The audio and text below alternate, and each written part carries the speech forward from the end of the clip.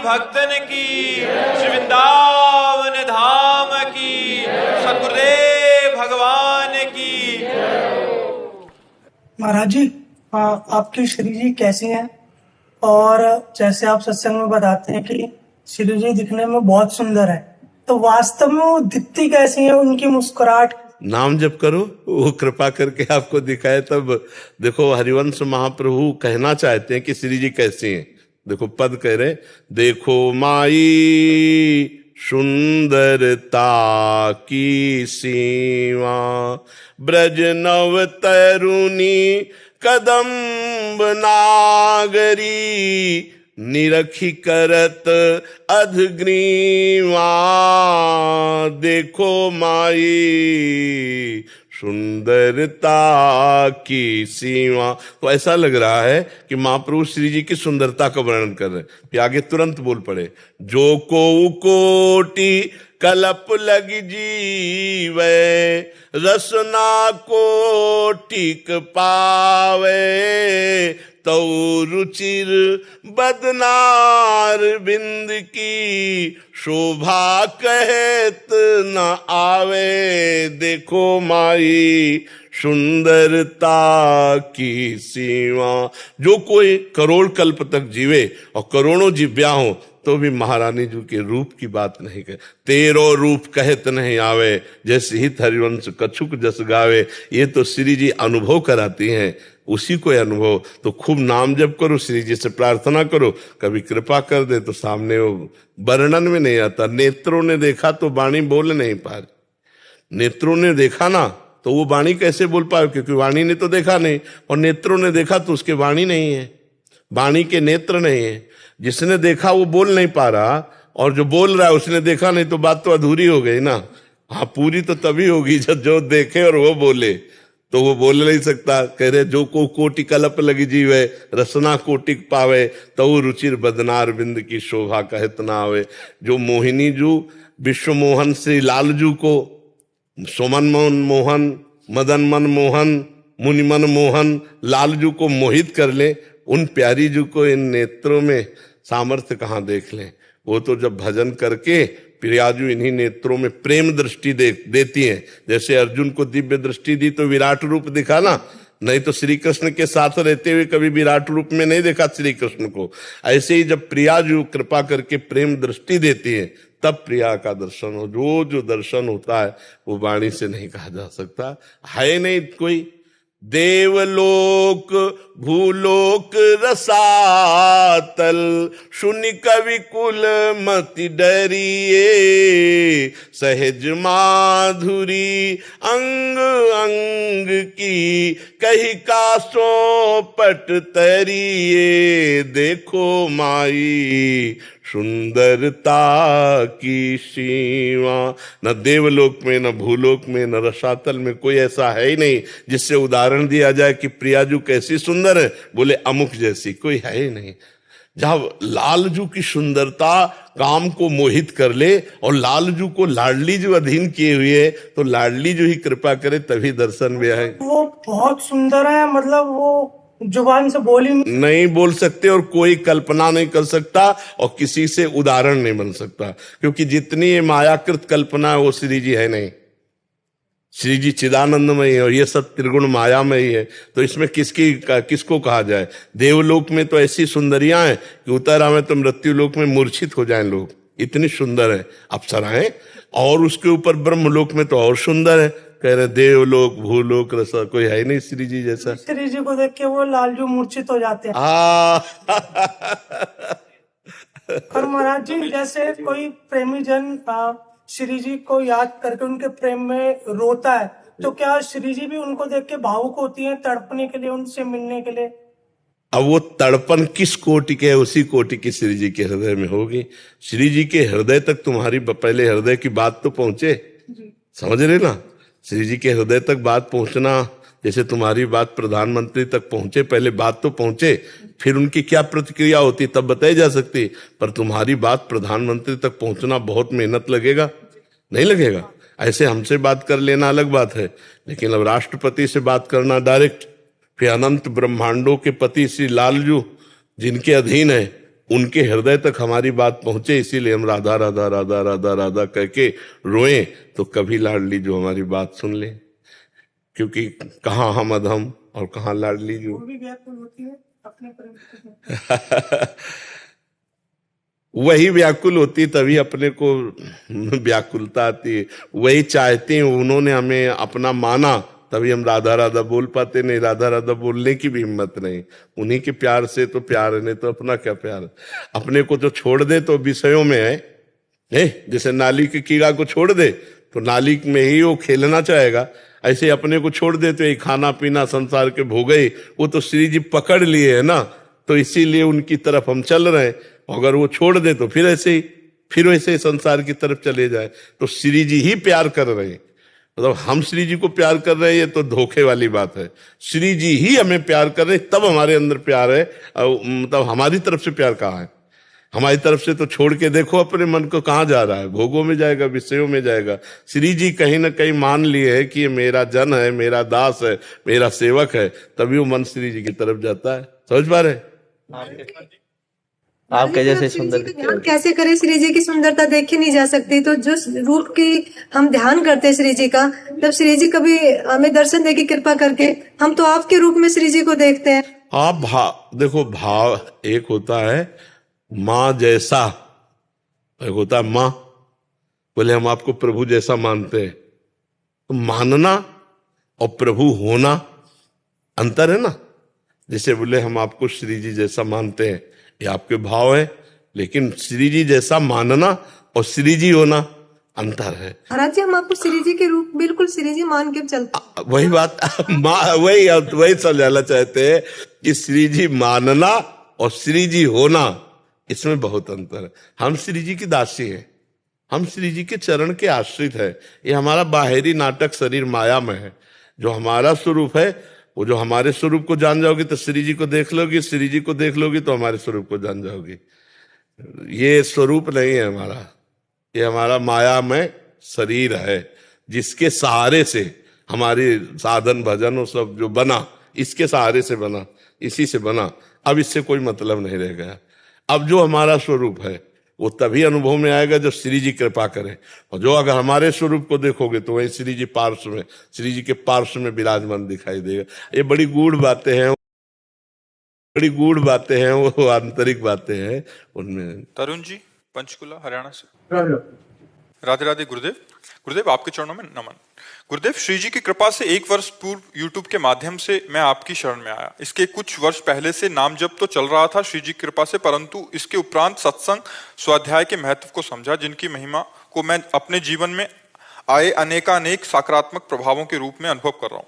गुरुदेव, कई वर्ष पहले मुझे परम पूज्य स्वामी राम सुखदास जी महाराज से मिलने का सौभाग्य प्राप्त हुआ था। उसके उपरांत उनके द्वारा लिखी हुई अनेक पुस्तिकाओं को पढ़ने का सौभाग्य मिला।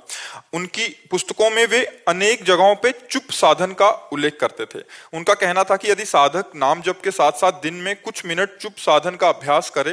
देखो, चुप साधन का मतलब रहस्य समझे हो? अपने को सबका साक्षी मानना। ना हम नाम जप कर रहे हैं, ना हम कुछ सोच रहे हैं, ना हम कुछ कर रहे हैं, जैसे शांत बैठे हैं। अब हम अंदर से कुछ नहीं हम कर रहे हैं, जो हो रहा है उसके हम साक्षी हैं। इसे चुप साधन कहते हैं। समझ पा रहे हो? अब चुप साधन का मतलब क्या होता है? जैसे मन में संकल्प बन रहा है तो हम तो नहीं बना रहे ना, मन में संकल्प हो रहा है, बुद्धि को चिंतन कर रही तो हम तो नहीं कर रहे ना। चुप साधन का मतलब जब तक अच्छे महापुरुषों से संग से इसका रहस्य नहीं समझो तो ऐसा लगेगा इसे चुप साधन कहते हैं। ले ये चुप, इसमें कहीं चुप हो, आप चुप होके देखो, वो तभी मैं परेशान हो जाता हूँ। तो उसे चुप साधन का मतलब जो ये बहुत अच्छा ज्ञान मार्ग का साधन है। क्या इसमें है? स्थूल शरीर की चेष्टाएं रोक दी, लेकिन सूक्ष्म शरीर की चेष्टाएं चलती हैं। मन बुद्धि से, चित्त से जो चिंतन हो रहा है, अहम से जो क्रियाएं की गई हैं भूत में, या जो हमें भविष्य में करना है, या वर्तमान में जो हम वो चल रहा है ना। आप पकड़ पा रहे हो हमारी बात की नहीं? अब कहां चुप कहां है? चुप तो नहीं ना। इसी में चुप ढूंढना है कि इन सबको मैं देखने वाला हूं, मैं करने वाला नहीं हूं। मन में जो हो रहा मैं देख रहा हूं, इंद्रियों में जो हो रहा मैं देख रहा हूं, चित्त में जो हो रहा मैं देख रहा हूं ना। आप ज्ञान में आप दृष्टा हैं, आप शरीर थोड़ी हैं, न स्थूल शरीर है, न सूक्ष्म शरीर, न कारण शरीर। तो उस समय मैं चुप हूं और मैं इनको केवल देख रहा हूं, और इनकी हर बात को हम काटते चले जा रहे हैं। नकारात्मक, ये मैं नहीं हूं, ये मैं नहीं कर रहा हूं, ये मैं नहीं सोच रहा हूं। तो इससे क्या होगा कि ज्ञान बढ़ेगा और आप इनसे अलग होते जाएंगे। वो मोक्ष मार्ग का साधन है, जो आंतरिक साधन है कि मैं कभी देह हुआ ही नहीं, मैं कभी अंताकरण हुआ ही नहीं, मेरा कभी स्वभाव है नहीं, मैं आत्मस्वरूप हूं और मैं इनमें फंस गया हूं। तो 2 मिनट सही, 5 मिनट सही, थोड़ा अलग होके देखे। ये ज्ञान मार्ग का साधन है। समझ जाता हूँ। तो महाराज जी जो थे तो भक्ति मार्ग के ही बहुत प्रेरक थे। महाराज तीनों मार्गों का वर्णन किए हैं। जैसे गीता में सांख्य योग का भी वर्णन है, कर्म योग का भी वर्णन है, और ज्ञान योग का वर्णन है। तो महाराज जी तीनों मार्गों का दर्शन कराते थे, लेकिन शुद्ध ज्ञान स्वरूप आत्मा में स्थित थे। समझना, शुद्ध आत्म स्वरूप में स्थित ज्ञानी महापुरुष थे। महाराज जी जो थे श्री स्वामी राम सुखदास जी, शुद्ध ज्ञानी महापुरुष थे। जो भक्ति का रहस्य है वो ज्ञान का भी रहस्य है। दोनों एक ही जगह पहुंचते। तो जो ज्ञान में सिद्ध हो गया तो भक्ति के राशि को भी जानता है और कर्मयोग को भी जानता है, और जो कर्मयोग से सिद्ध हो गया वो भक्ति राशि को भी जानता है, ज्ञान योग को भी जानता है। जो भक्ति से सिद्ध हो गया वो कर्मयोग को भी जानता है और ज्ञान योग को भी जानता है। क्योंकि ज्ञान अलग चीज नहीं है। जैसे ज्ञान का तात्पर्य है कि जो सर्वत्र है, जैसे हम भक्ति में कहते सिय राम मैं सब जग जानी, तो ज्ञान में कहते सर्वम खलमिदम ब्रह्म नेनानास्ति किंचन। एक ही बात हुई ना।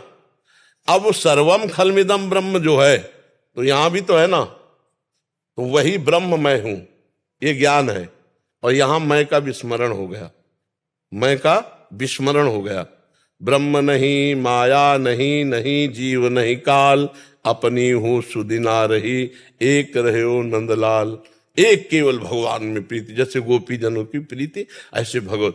तो स्वामी जी महाराज ज्ञान सिद्ध महापुरुष थे, संपूर्ण भक्ति के रहस्य के ज्ञाता, कर्म योग रहस्य के ज्ञाता थे। तो जब ये ज्ञान की बात आती, ये जो मार्ग समझना होगा ना कि कौन सी बात भक्ति की है और कौन सी मार्ग ज्ञान की है और कौन सी मार्ग कर्म, ये ज्ञान मार्ग की बात है कि हमको उसका साक्षी भाव होना है।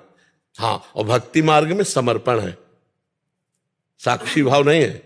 भक्ति मार्ग में समर्पण है। जो हमारे शरीर से क्रियाएं हो रही वो सब श्री भगवान के लिए है। जो हमारे मन बुद्धि चित्त अहंकार है ये भगवत में संकल्प करें, भगवत चिंतन करें, ये भगवान नाम जप करें, भगवत लीला गुणगान श्रवण, हर इंद्रिय हर मन वो सब भगवान को अर्पित कर देना। मैं तन वाणी अंतःकरण सब भगवान को समर्पित होकर निश्चिंत निर्भय निशोक निसंशय और विपरीत भावना का त्याग, ये स्थिति आ जाती है। तो हम जैसे गीता पढ़ेंगे ना तो सब कुछ है उसमें, तो हम किस मार्ग के पथिक हैं ये देखना है। हम भक्ति मार्ग की बात ज्ञान मार्ग से जोड़ करके, ज्ञान मार्ग की बात भक्ति मार्ग से जोड़कर तो हम विचलित हो जाएंगे, क्योंकि थोड़ी देर तो सब मार्ग एक जैसा चलते हैं, इसके बाद सब अलग हो जाते हैं। आगे का जो मार्ग है सबका अलग है। भक्ति में मैं का भी स्मरण है और ज्ञान में तू का भी स्मरण है। जो कोई भगवान जो सच्चिदानंद जो वो यहाँ मैं में है, मैं वही सब कुछ हूं।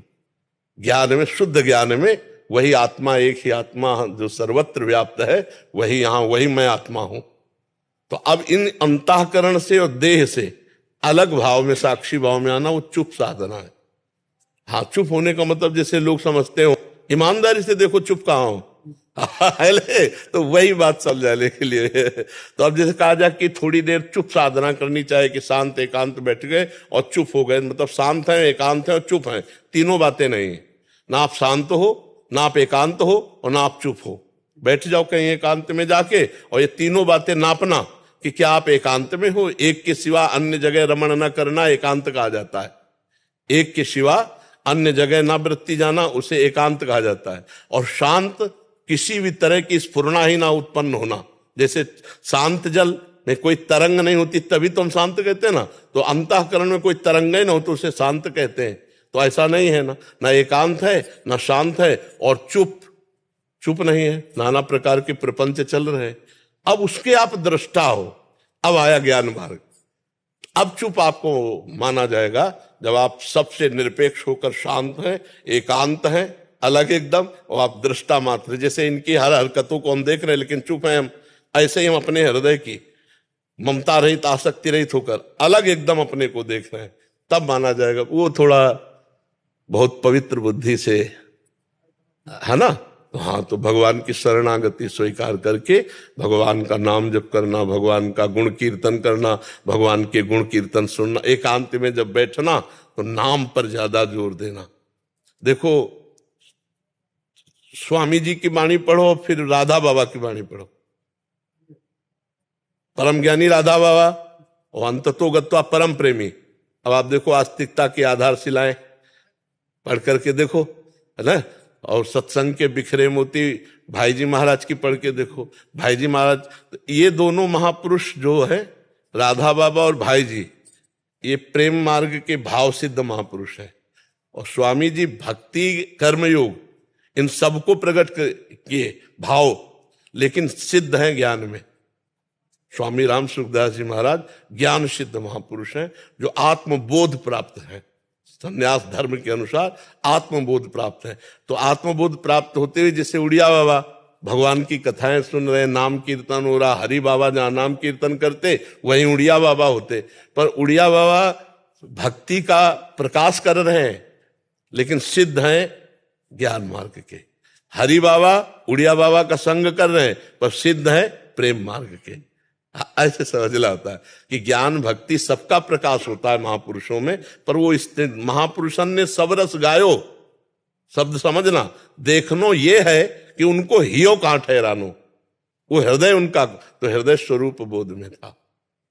हृदय स्वामी जी का आत्मबोध में था। ब्रह्म बोध संपन्न महापुरुष, किंचन मात्र कहीं भी किसी तरह की न स्थूल में आसक्ति, न सूक्ष्म में, न कारण में। हाँ, तो आप आंतरिक जो लक्ष्य स्वामी वो ब्रह्म बोध संपन्न महापुरुष और भक्ति के रहस्य के ज्ञाता और कर्मयोग के रहस्य के ज्ञाता और सांख्य योग में ज्ञान योग की परम निष्ठा को प्राप्त। और अब महापुरुष जन जानते हैं ना जगत का कल्याण कैसे होगा, भगवान की परम भक्ति से, उसी से शुद्ध ज्ञान भी होगा। इसीलिए उन्होंने कहा कि बहुत वर्ष अनुभव करने के बाद लगा कि गीता का मुख्य उपदेश भक्ति ही है।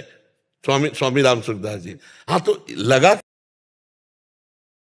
कि गीता को उपदेश, लेकिन स्वामी जी की स्थिति कहाँ है वो जब महापुरुषों के वचन पढ़ो ना तो स्थिति उनमें छुपी होती है। आप स्वामी जी की कोई भी बात पढ़ना, वो वहीं पहुंचेंगे आत्मस्वरूप में। हमारी बात को पकड़ना, तो जहां जहां महापुरुष होते हैं ना, वो बात वहीं आ जाती है। अब जैसे आप लाख ज्ञान की बातें हमसे करवाओ, और जब हमारी बात को आप सुनोगे ना तो बार बार में आ जाएगी कि प्रियाजू की कृपा से, भगवान की कृपा से, वो तो समझ लेना वो वहीं टिका हुआ है। जिसकी बार बार इस बात वही आवे तो वही टिका हुआ है, वहीं स्थिति रहती है। अब जैसे राधा बाबा की आप बात पढ़ करके देखो, भाई जी की बात पढ़ करके देखो, हाँ स्वामी जी की बात पढ़ के देखो, और जयदयाल जी गोयलका की बात पढ़ के देखो तो वो जहां स्थिति होती है ना, वही प्रकाश हो जाता है। तो ये जो स्थिति है ज्ञान की तरफ जाने वाली है। गौरव जी। राधे राधे गुरु जी। महाराज जी आपके चरणों में कोटि कोटि प्रणाम। महाराज जी, यदि हमें भगवान है, वह भगवान से हम, तो फिर हमें अपने ही कार्यों पर संदेह क्यों होता है? वो हम इस संदेह को दूर क्योंकि तुम ऐसा अनुभव नहीं कर पा रहे ना। दूध में घी है, पर एक प्रक्रिया है, उस प्रक्रिया से निकालोगे क्यों? भला पूड़ी पका के दिखाओ सीधे दूध में, नहीं पकेगी। और उसी में घी है, 5 लीटर दूध है, उसको पहले दही उबालो, दही जमाओ, मंथन करो, मक्खन निकले, फिर उसको उबालो, तो आप फिर देखो घी निकल आएगा। उसी में घी है। आप में परमात्मा है, लेकिन साधना नहीं है ना, इसीलिए संशय। जिसको ज्ञान ना हो उसे कहा जाए ये दूध है, इसमें घी है, तो कैसे मानेगा कि यार इसमें घी कहाँ है? नहीं है घी, लेकिन प्रक्रिया के द्वारा उसी से घी निकल आएगा। नहीं निकल जाए। अब जैसे ये मेहंदी है, आप मेहंदी को एक एक रेसा रेसा चीर डालो, कहीं लालिमा मिले तो बताना। कह दो यार मतलब मेहंदी में लालिमा तो होती, लेकिन इसमें है नहीं। प्रक्रिया है, आप उसको बांटो, बांट के हाथ में रखो और 40 मिनट बाद धो दो, देखो हाथ में लालिमा आ जाएगी, आ जाएगी, ले आ जाए। तो ऐसे परमात्मा आप में है, लेकिन साधना करो, साधना रूपी प्रक्रिया नहीं तो आपको परमात्मा अनुभव में ले आ रहा है। वो है यही, संशय इसीलिए हो रहा है क्योंकि साधना नहीं। साधना हो जाए तो संशय खत्म हो जाए, यही अनुभव हो जाता है। छाती के अंदर ही बैठे हैं भगवान। हाँ, अपने हृदय में सबसे पहले भगवत साक्षात्कार हृदय में होता है। पहले हृदय में होता है, फिर बाहर होता है। ध्यान रखला, पहले हृदयस्थ भगवान, फिर बाहर भगवान आते हैं। तो ये बात समझ रहे हैं? हमारी साधना बने तब बात समझ में आए। हम भगवान का नाम जप करें, भगवान की लीला कथा गाएं, संयम से रहें, गंदे पापाचरण ना करें, धीरे धीरे हृदय पवित्र होगा, संशय नहीं रह जाएगा, समझ में आ जाएगा कि भगवान है। और अभी तो बहुत दूरी है, क्योंकि हम शरीर अभिमान में हैं, भोगों में हैं, संसार प्रिय लग रहा है, भोग अच्छे लग रहे, तो भगवान कैसे समझ में आएंगे? वो तो अंदर विराजमान है। देखो, प्रधानमंत्री हैं, आप मिलना चाहो मिल सकते हो, लेकिन ऐसे नहीं मिल सकते कि हमारी तुम्हारी तक मिल सकते। वहां एक प्रक्रिया है, उस प्रक्रिया से पास होइए और ये अधिकार साबित हो जाए कि आप मिलने योग्य हैं, तो भारतीय आप मिल सकते हैं। जब एक प्रधानमंत्री मनुष्य है, उनसे मिलने के लिए हमें योग्यता और प्रक्रिया की जरूरत है। नहीं, महीनों लग जाएंगे, अभी थोड़ी मिल जाओगे कि जाए मिला है। और अनंत ब्रह्मांडों का मालिक जो है, अब आपको सोचो, जो अनंत ब्रह्मांडों का मालिक है, उससे आप अभी मिल सकते हैं, अभी। पर मिलने की परम व्याकुलता, चाह पैदा हो जाए, भाई यही हमारे भगवान को चाहिए। रुदु सुश्रम राजन कृष्ण दर्शन लालसा, हे श्री कृष्ण आपके बिना जिया नहीं जा। अभी यहीं प्रकट हो जाए, सबके बीच में आपको दर्शन देंगे, किसी को दिखाई नहीं देंगे। रुदु सुश्रम राजन कृष्ण दर्शन लालसा। तो हमारे अंदर भजन हो, साधन हो, भगवान की भक्ति हो, तब हमारे अंदर रोना आए भगवान के लिए, प्रबल रोना आ जाए तो अभी भगवान प्रकट हो जाए। भाई योग्यता तो आपको दिखानी पड़ेगी। वो दैवी शक्तियां, जब कोई भगवान से मिलने के लिए चलता है ना, तो उसकी परीक्षा होती है कि आप भगवान से मिलना चाहते हो कि नहीं। कैसे? लो रुपया, राजी हो जाओ। राजी हो गए तो लाखों उसी में राजी हो गए, भूल गए कि भगवान से मिलने के लिए चले थे।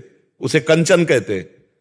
फिर सुंदर सुंदर भोग भोगो, सुविधा है, सब फ्री, भोगने में लग गए तो भूल गए।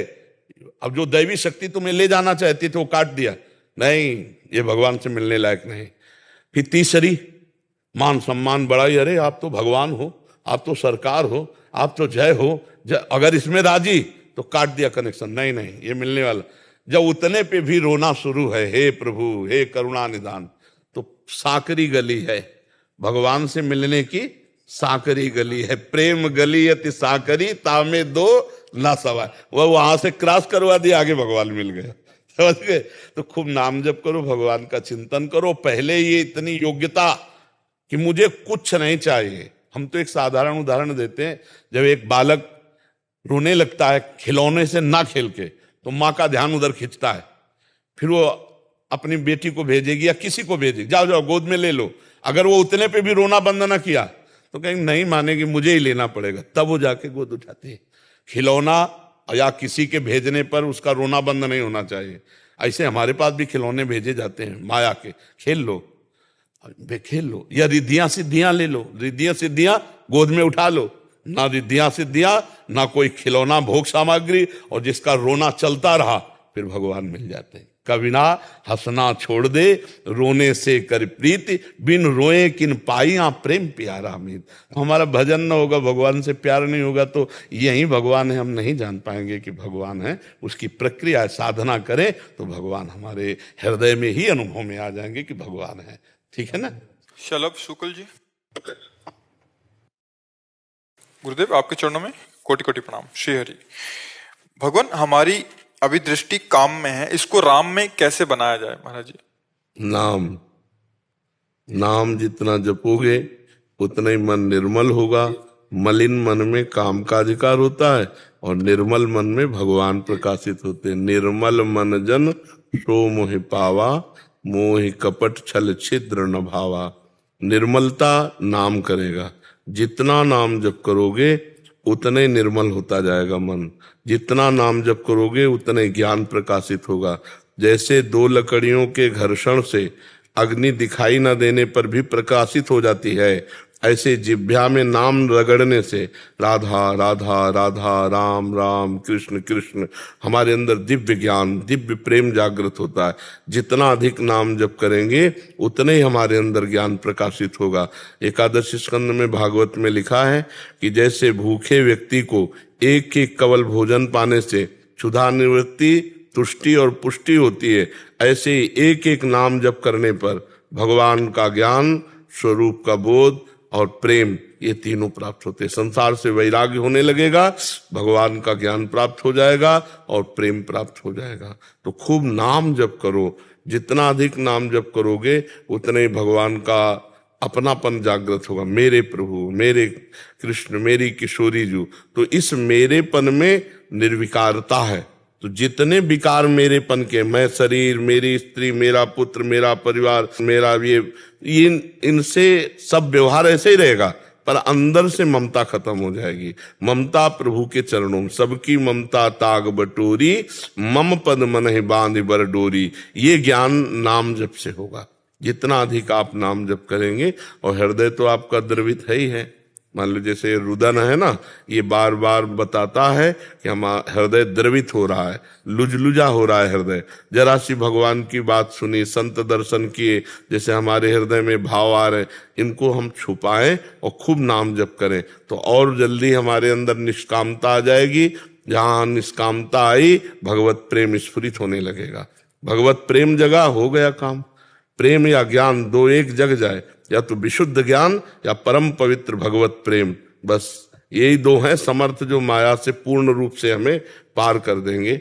भगवान ही ज्ञान दाता है, भगवान ही प्रेम दाता है। खूब नाम जप। प्रेम मूल यह नाम है, प्रेमी रसिक जपत यह नाम, प्रेम मगन निज बन विश्राम। प्रेम की मूल जड़ क्या है? नाम। प्रेम मूल यह नाम है। जितना नाम जप करोगे उतने प्रेम प्रकाशित होता चला जाएगा। महाराज जी, उसमें पढ़ा हमने कि यद्यपि कहे गुरु 12 ही 12 समझ। हाँ, तो अपने बाल्यावस्था के कारण, अज्ञान के कारण कह रहे मैं समझ नहीं पाया, तो गुरुदेव तो बार बार समझा रहे लेकिन मैं समझ, तो वो भगवान की लीला चरित्रों का विषय है। लेकिन यहाँ नाम जप के लिए तो कुछ समझने की जरूरत ही नहीं है। राधा राधा राधा राधा राधा राधा सब समझ अपने आप आ जाएगी। वहां तो लीला चरित्र के लिए कह रहे हैं कि बार बार गुरुदेव ने मुझे समझाया भगवान की लीला चरित्रों का, पर हम समझ नहीं पाए अज्ञानता के कारण। तो इसमें तो समझने की जरूरत नहीं, बस पकड़ लो, नाम पकड़ लो जो दे रहे हैं, या जो प्रिय हो वो जपने लगे। पर गुरु मुख से निकला हुआ नाम विशेष लाभदायक होता है। तो जो नाम प्रिय लगे वो खूब नाम जप करो, सब ठीक हो जाएगा। आप देख लेना। आप इतना समझो, जो राम राम नहीं कह पा रहे थे, वो जब मरा मरा बोले तो 2 के बाद राम राम आ गया ना, मरा मा रामा रामा रामा, और वो महान ऋषि हो गए। जो ठीक से राम नहीं बोल पा रहे थे, वो मरा मरा उल्टा नाम जपत जग जा। नाम में बड़ी सामर्थ्य है, और नाम में रुचि कम होती है। अगर हम नाम में रुचि उठते बैठते चलते फिरते कर ले तो पक्का काम हो जाएगा। नाम जप करने के समान कोई साधना नहीं है, और नाम जप में कोई पैसा नहीं लगता है। बस चलते फिरते उठते बैठते अभ्यास की जरूरत है। अभ्यास अगर कर ले हर समय नाम जप का, तो चलने लगेगा। नाम को मन को पकड़ाना होता है एक बार, और ये पकड़ ले तो फिर उठते बैठते चलते फिरते खाते पीते हमारे अंदर नाम चलने लगेगा। नाम चल गया तो बस हो। जैसे हम बढ़िया जहाज में बैठ जाए तो हमको न तैरने की चिंता है न डूबने की चिंता, पार हो गए। तो इस संसार समुद्र से कह रहे नानक नाम जहाज है, चढ़े से उतरे पार। नाम रूपी जहाज में चढ़ गए, मतलब राधा राधा राम राम हरि हरि कृष्ण कृष्ण, जो नाम प्रिय हो बस उसी से आप पार हो जाओ। बहुत समुद्र से पार होने के लिए सुदृढ़ नाम जहाज है। सुदृढ़ मतलब मजबूत, ऐसा नहीं कि कहीं आपको डुबो देगा, नहीं। बहुत समुद्र से पार करने के लिए सुदृढ़ नाम जहाज, खूब नाम जप करो। राजेंद्र जी। राधे राधे। राधे राधे महाराज जी, आपके चरणों में कोटि कोटि प्रणाम। महाराज जी, शरीर को नष्ट करना पाप है, पर प्रेम विवशता विरह कोई सहन नहीं कर पाए और सब त्याग करके प्राण त्याग दे, तो क्या अपराध या पाप है क्या? हाँ, क्योंकि हमारी वस्तु नहीं है तो हम उसको कैसे नष्ट कर सकते हैं? हमारी वस्तु नहीं है। प्रेम विरह हृदय का विरह होता है, लेकिन उस प्रेम विरह में ये बात ध्यान देखने की अपना प्रीतम हर समय सामने रहता है। जब विरह होता है किसी, हम वो विरह किसी संसारी स्त्री के लिए हो या संसारी पुरुष के लिए, तो आप देखोगे वो आपके सामने रहेगा। फिर परमात्मा के लिए तो जीवन धन्य हो जाए। तो उसमें विरह विकलता होती है। उद्धव जी यही समझाने आए थे गोपीजनों को कि गोपीजन श्री कृष्ण विरह में विकल रुदन कर रहे हैं। तो एक दिन श्री कृष्ण चंद्र जो रो रहे थे मथुरा में, तो उद्धव जी ने कहा प्रभु आपके आंसू देखकर मुझे सहन नहीं होता। तो उन्होंने कहा गोपियों के आंसू रुकवा दो तो मेरे रुक जाएंगे, वहां गोपी रो रही है इसलिए मेरे को रुदन आ रहा। तो उद्धव जी समझाने आए, तो उन्होंने कहा तुम क्या समझते हो, श्री कृष्ण हमसे दूर है? अरे मेरी आंखों में, मेरे रोम रोम में, मेरे हर समय साथ श्री कृष्ण रहते हैं। विरही के नेत्रों में, विरही के हृदय में, विरही के रोम रोम में प्रीतम रहता है, तो उसका तो जीवन प्रीतममय होता है। अगर ऐसा होता तो सब गोपियां प्राण त्याग देती, लेकिन एक भी गोपी ने प्राण तो नहीं त्यागा ना। भगवान के प्रेम में, विरह में वो रो करके रुदन करते हुए, कभी उनके साथ खेल रहे, कभी हंस रहे। यही दशा देख करके तो उद्धव जी चरणों में लौट गए कि जो प्रेम की ऊंची दशा, कभी मिलन कभी विरह, कभी मिलन कभी विरह, कभी विरह कभी मिलन, ये दशा गोपी जनों की देखी। तो उन्होंने यही मांगा कि मुझे ब्रज की कोई घास लता औषधि बना दी जाए जिससे इन गोपियों की चरण धूल हमारे ऊपर पड़े। वो दशा होती है, मरता नहीं। मतलब प्राणों में इतनी व्याकुलता अपने प्रीतम के लिए होती है भयानक। जो मैं ऐसा जानती, प्रीति किए दुख होए, नगर ढिंडोरा पीटती, अजी प्रीति न करियो कोई। लेकिन उस प्रीति में जो दुख है, उसमें जो सुख है, वो ब्रह्मा को भी नहीं है। समझना, प्रीति के दुख में जो सुख है वो ब्रह्मा को भी नहीं है। तो मिलन के सुख में जो दशा होती होगी उसका वर्णन कैसे करें? तो हम जिसकी प्रीति में, विरह में होते हैं, वो नेत्रों में बसा होता है। पी मूर्ति नयनन बसे तेहि रस रहाय समाय। हे प्यारे कब मिलोगे? हृदय तड़प रहा है। तो इस तड़पन में जो आनंद है, इस तड़पन, उसी आनंद के कारण शरीर नहीं छूटता। नहीं तो शरीर कब का छूट जाए, प्रेमी का शरीर विराग्न में कब जल जाए। पर वो जो आनंद है तड़पने में, वो मिलेंगे तो फिर उनको देखेंगे, फिर उनसे ऐसे बात करेंगे, फिर ऐसे वो उसी में डूबा हुआ काट रहा है। पर एक एक मिनट बार बार उसको लग रहा है आज घड़ी लेट चल रही क्या, इसे रफ्तार से चलना चाहिए, जल्दी से 1 घंटा हो जाए और हम मिल ले जाकर। ऐसे अपने प्रीतम के लिए वो तड़पता रहता है। इसी तड़पन के लिए तो भगवान ने गोपी जनों से कहा कि मैं तुम्हारा ऋणी हूं, मैं तुम्हारा ऋणी हूं। भगवान ने कह दिया कि मैं तुम्हारे प्रेम को नहीं चुका सकता। जो तुम मेरे लिए तड़पना, मेरे लिए रोना, वो तड़पन, वो रुदन अजित भगवान को ऋणी बना दिया, सर्वलोक महेश्वर भगवान को ऋणी बना दिया। तो शरीर को नष्ट करना ये कहीं भी किसी भी प्रेमी के जीवन में नहीं पाया गया। उसको शरीर से मतलब ही नहीं रहता, वो अपने प्रीतम में तड़पता रहता, शरीर का अपनापन खत्म हो जाता। शरीर की जैसी भी परिस्थिति है उसको सहा जाता है, और प्रभु के लिए, जब प्रभु के विधान से शरीर छूटता है अपने आप, तो उसे भगवत प्राप्ति होती है।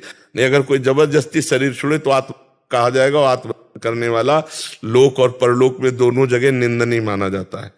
अभी ये सूचना दे दी जाए कि आप आज 4 बजे शरीर हत्या करना चाहते हैं तो आपको बंदी बना लिया जाएगा और इस पर मुकदमा चलेगा और आपको सजा मिलेगी। हमारा कानून, भारतीय कानून भी आपको नहीं बख्शेगा। फिर भागवतिक कानून तो बहुत ही इस पे सख्त है, आत्महनन गति जाए, आत्महत्यारे को बहुत दुर्गति प्राप्त होती है। और शास्त्रों में कहीं ऐसी आज्ञा नहीं है कि आप भगवान के लिए शरीर को नष्ट कर दे, ऐसी आज्ञा नहीं। इसलिए सावधान रहना चाहिए। जब तक शरीर है तब तक भगवान के लिए अर्पित किए, और जब शरीर को छूटने का समय आया तो प्रारब्ध भोग के अनुसार छूट जाएगा। क्यों जी? सुनील शर्मा जी। राधा वल्लभ श्री व्यवस्था। गुरुदेव आपके चरणों में कोटि कोटि प्रणाम। महाराज जी, सच्चे साधक के जीवन में अनुकूलता प्रतिकूलता का कोई भी महत्व नहीं रखता। महाराज जी, आपकी कृपा से जब से समझ पकड़ी है तब से अनुकूलता में प्रभु की दया और प्रतिकूलता में प्रभु की कृपा मानते हैं। प्रतिकूलता में ये भाव रहता है कि प्यारे जू की कितनी कृपा है, पहाड़ जितने कष्ट को राई के दाने के जैसे बदल दिया उन्होंने, उनकी कृपा कर्म कट रहे हैं। महाराज जी, जब साधारणता ग्रस्त जीवन में प्रतिकूल परिस्थितियां आती हैं तब उसे ठीक करने की प्रार्थना न करके क्रिया में उतर जाते हैं, तब महाराज जी ये प्यारे की अवहेलना सी लगती है कि हम क्रिया में क्यों उतर गए। नहीं, उसका भी प्यारे का विधान मानना चाहिए। जब हम प्रभु की शरण में तो हमको प्रेरणा कर रहे हैं कि इस प्रतिकूलता की निवृत्ति ऐसे होगी, तो यदि मुझ चेष्टा में लगते हैं तो उसको अहम में ना लावें। जब हमारा अहम शरणागत हो चुका है तो उस अहम में अगर प्रेरणा हो रही है और वो सत शास्त्र सम्मत है तो उसे भगवान की प्रेरणा मानते हैं कि भगवान ने प्रेरित किया, फिर ऐसे क्रिया हुई और वो दुख निवृत्ति हो गई, तो भगवान की प्रेरणा से। मतलब प्रेरणा हो जाए कि हम अमुक पाठ कर लेते हैं, अमुक सेवा कर लेते हैं, तो भगवान ही प्रेरित कर रहे हैं। गृहस्थ धर्म में ऐसी आवश्यकताएं आ जाती हैं, पर वस्तुतः जब हम पूर्ण शरणागति की तरफ देखते हैं तो फिर जोई जोई प्यारो करे सोई मुहि भावे। जो हमारे प्यारे विधान किए हुए हैं वो हमारे लिए बहुत अच्छा है। दूसरे के द्वारा किया हुआ अच्छा विधान हमारे लिए अच्छा नहीं, लेकिन हमारे प्यारे के द्वारा किया हुआ प्रतिकूल विधान भी हमारे लिए बहुत अच्छा है।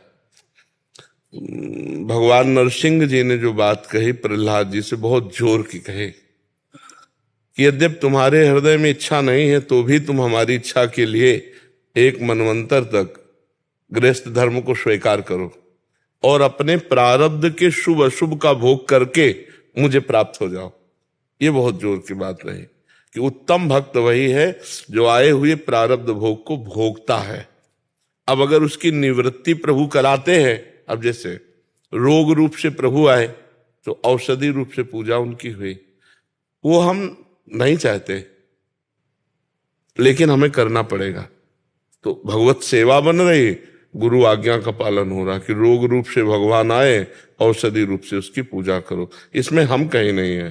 तो क्योंकि अब शरीर तुम्हारा नहीं, मन तुम्हारा नहीं, प्राण तुम्हारे नहीं, सब कुछ प्रभु का है, तो जब तक जैसे सुरक्षित रखना चाहते हैं आपको प्रेरणा कर देंगे। तो उसमें अपना बचाव पक्ष ला करके मैं कहीं ना खड़ा होने पावे, उसमें प्रभु को ही माने हम, तो बात बन जाएगी। अब जैसे हमारे द्वारा कोई गलत काम हो जाता है तो हम उस पर पश्चाताप करते हैं कि क्या अभी हमारी शरणागति में ये हिस्सा बकाया रह गया क्या? यदि प्रभु का अधिकार होता तो काम का अधिकार कैसे हो गया, क्रोध का अधिकार कैसे हो गया, लोभ का अधिकार, उस पर हम चिंतन करते हैं क्या ये क्षेत्र अभी बकाया रह गया है प्रभु की शरणागति से। और बार बार प्रभु से प्रार्थना करते हैं कि प्रभु संपूर्ण हृदय आपके चरणों में अर्पित हो। अब आप देख लीजिए, आज शरणागति सत्संग सुन रहे थे ना प्रारंभ में, तो वो हृदय की बात करते हैं। कभी कभी हृदय के उद्गार प्रकट करते हैं कि जीव के सामने कुछ परिस्थितियां ऐसी आती हैं जिसमें वो अहंकार उसका चूर चूर हो जाए, वो भगवान की शरण में हो जाए। नहीं तो जीव अहंकार को पकड़े रहता है, मैं को पकड़े रहता है, कर्ता भाव बना रहता है। ये कर्ता भाव तभी जाएगा जब पूर्ण रूप से हम ऐसे हो जाएंगे श्री जी के शरणागत, तो फिर प्रभु सब संभाल लेते हैं। तनुआंग मनोभीर अमलई सोहम तय वास्त्रिता, शरीर से, मन से, वाणी से, निर्मल भाव से मैं आपकी शरण में हूं। अमल होती कामना, जो मल होती वो कामना, अमल होती निष्कामता। निष्कामता में कोई चाह रख के नहीं, आपसे प्रेम करने के लिए आपके शरण में हूं। पर ये बहुत ऊंची स्थिति है।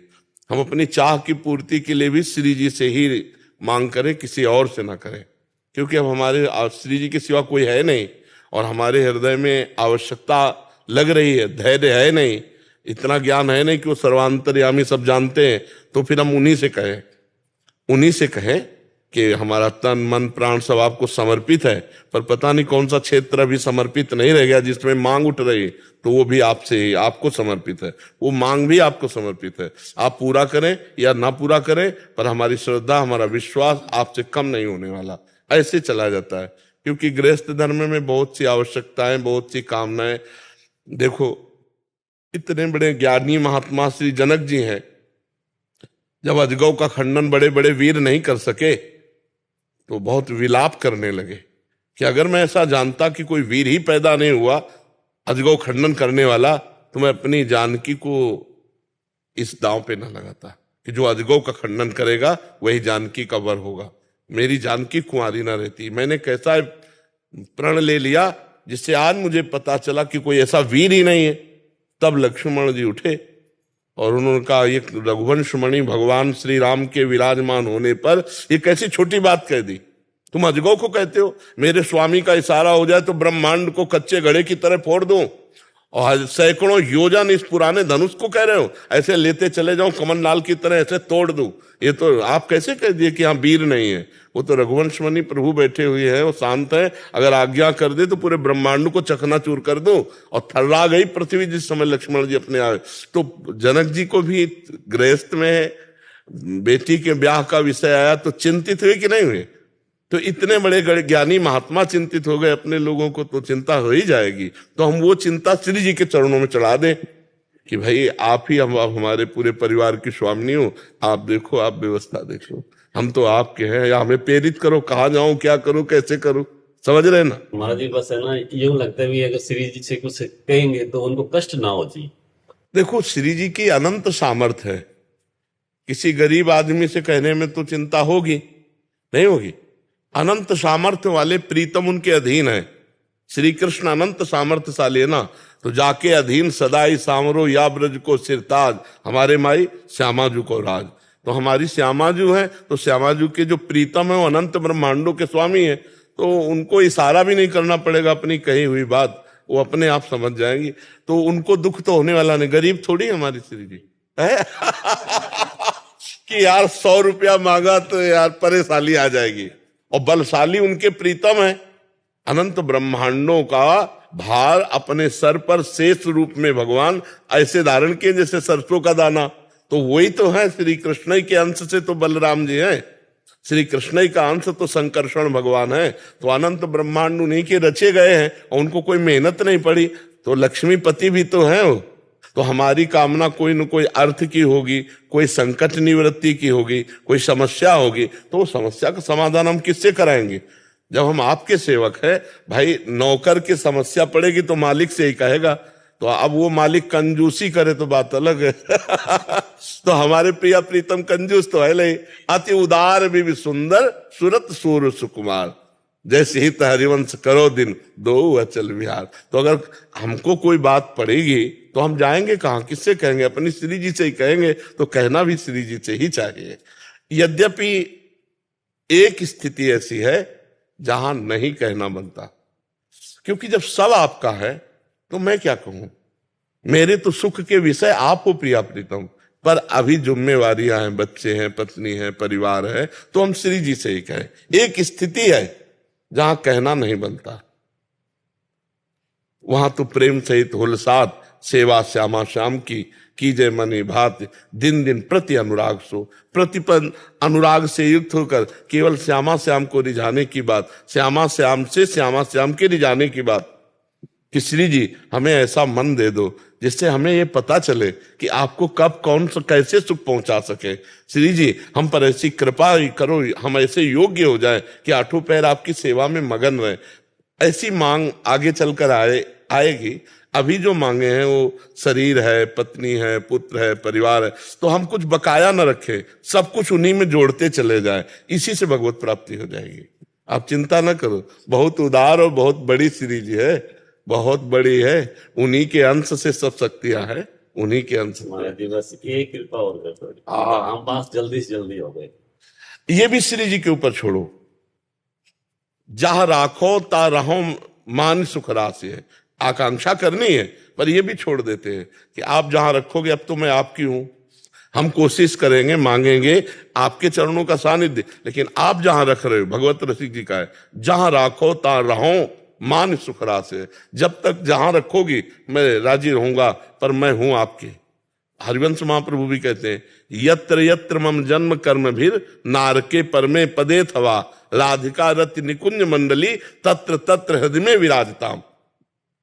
मेरे कर्म के अनुसार जहां जहां मुझे भेजो, चाहे वो नरक तुल्य हो या परम पद हो, पर हे किशोरी जू अपने परिकर के सहित आप हमारे हृदय में स्फुरित हो।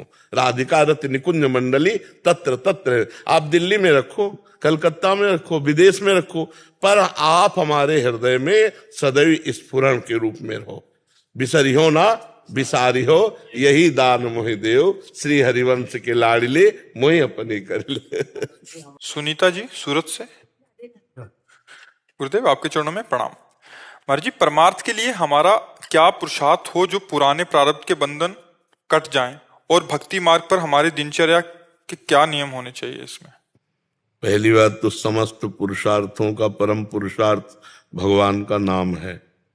हम जितना नाम जप करेंगे उतना ही वो हमारे प्रारब्ध को भोगने की सामर्थ्य देगा और पीछे के संचित कर्मों को भस्म करेगा और क्रियमाण पवित्र हो ऐसा हमको ज्ञान देगा नाम जप करने से। जितना हम नाम जप करेंगे, और सबसे ज्यादा कमी यही है कि नाम जप नहीं होता, और सब प्रपंच हो सकता है और सब हो सकता है, लेकिन घंटा 2 घंटा एक तार नाम जप देखो, आप करके देखो। सबसे कठिन काम है, मानो हम आपको बोल रहे हैं राधा, अब आप 2 घंटे 24 घंटे में दीजिए कि जिसमें राधा नाम का विस्मरण न हो। एक तार राधा नाम चलाओ, राधा राधा राधा राधा राधा, 2 घंटे। दिमाग तुम्हारा देखो ना कैसा तुम्हारा दिमाग हो जाए। बिना संयम के आप ऐसा नहीं कर सकते। आपका ब्रह्मचर्य ठीक होना चाहिए, आपका आहार ठीक होना चाहिए, आपके व्यवहार ठीक होने चाहिए, तभी आपके नाम में रुचि होगी। यदि शरीर पवित्र नहीं, विचार पवित्र नहीं, तो फिर भजन कैसे हो जाएगा? भजन परम पवित्र है। भोजन सुधार, अब आजकल लोग भोजन पर सुधार की दृष्टि क्या पशुता सी चल गई है, कैसे भी पेट भरे, स्वाद के लिए वो कहीं भी खा सकते हैं। ये नहीं देखा जा रहा है कौन बना रहा है, कैसे बना रहा है, कितना अपवित्र है, कैसे है। और वो बस गरम गरम, जहाँ स्वाद वाली बात ना, तो सब होटल का पसंद करने लगे। अब होटल का भोजन हम कहते हैं पेट भले भर जाए, लेकिन ना वो स्वास्थ्य वर्धक है और ना वो बुद्धि शुद्ध रहने देगा, आपकी बुद्धि को भ्रष्ट करेगा। क्योंकि बनाने वाले किस भाव के हैं, बनाने वाले कैसी पवित्रता रखते हैं। भोजन अब आपके सामने तो फ्राई करके दाल आ गई, अब वो 5 दिन से उबली वहीं रखी फ्रिज में, 5 दिन से उबली है और 5 दिन से जो गया उसको फ्राई करके दिया है, वो आपके लिए स्वास्थ्य के लिए भी ठीक नहीं। तो भक्ति करने के लिए, परमार्थ के लिए आहार शुद्धि, भोजन शुद्ध होना चाहिए, आपका देखना ठीक होना चाहिए। हम पूरी भक्ति की मूल जड़ आपको बता रहे हैं।